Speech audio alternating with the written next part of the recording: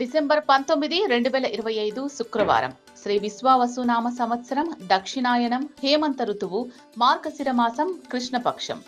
సూర్యోదయం ఉదయం 6:44 సూర్యాస్తమయం సాయంత్రం 5:42 తిథి అమావాస్య ఉదయం 7:12 వరకు. నక్షత్రం జ్యేష్ఠ రాత్రి 10:42 వరకు. తర్వాత మూల. వర్జం మధ్యాహ్నం 12:35 నుంచి మధ్యాహ్నం 1:18 వరకు. దుర్ముహూర్తం ఉదయం 8:56 నుంచి ఉదయం 9:39 వరకు.